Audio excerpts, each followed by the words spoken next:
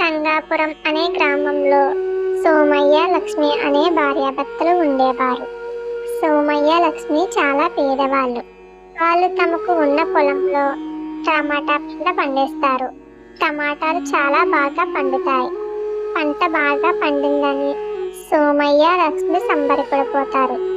ఒకరోజు ఆ గ్రామంలో వర్షం చాలా ఎక్కువ వచ్చి పంట అంతా మునిగిపోతుంది. సోమయ్య, ఏంటి లక్ష్మి ఇది? మన తలరాత ఏమీ బాలేదు. పంట బాగా పండి చేతికి వచ్చే టైంలో ఇలా జరిగింది అని చాలా బాధపడతాడు. అప్పుడు మీరు బాధపడకండి, నా దగ్గర ఒక ఉపాయం ఉంది అని చెప్తుంది లక్ష్మి. రామయ్య వెంటనే, ఏమిటి లక్ష్మి ఆ ఉపాయం, నాకు చెప్పు అని అడుగుతాడు. అప్పుడు లక్ష్మి, మనం బాగున్న టమాటాలతో పచ్చడి చేసి అమ్ముదాం అని అంది. సోమయ్య కూడా సరే, మిగిలిన కొన్ని టమాటాలు తెంపుకొని లక్ష్మి, సోమయ్య పచ్చడి తయారు చేసి ఊర్లో షాప్ పెట్టి అమ్ముతారు. ఆ పచ్చడి రుచి అద్భుతంగా ఉంది.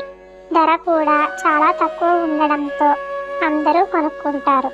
సోమయ్యకి, లక్ష్మికి మంచి ఆదాయం వస్తుంది.